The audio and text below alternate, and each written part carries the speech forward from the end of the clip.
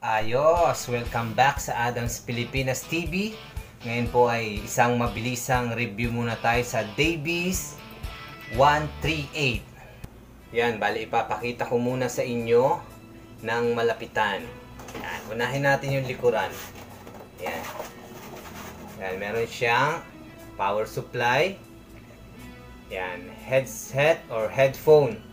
Pwede dyan, kailangan mo na ng reducer pampaliit para sa headset.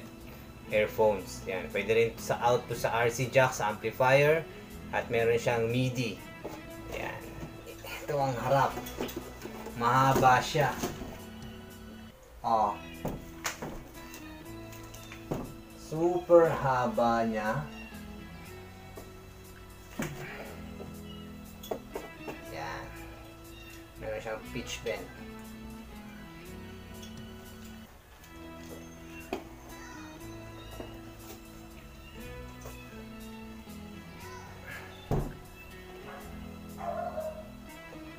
Yan ang actual video niya. Ngayon ay susubukan naman natin ang tunog niya. Ito yung power supply. Yan, on. Volume. Siguro nasa volume 5 lang.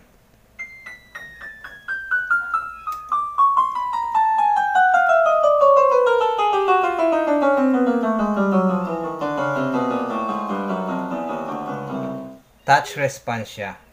Kung mahina pindot mo, mahina rin. Tapos meron na siyang sustain. Yan.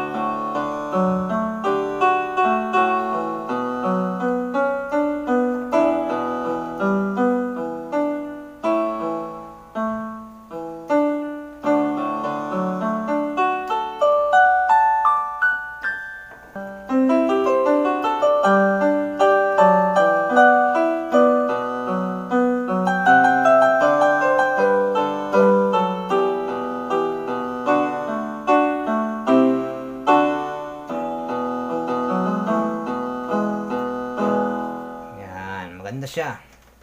Meron siyang split, sustain, yan. Tsaka meron siyang mga rhythm, meron siyang 100 tones, tsaka 100 rhythm.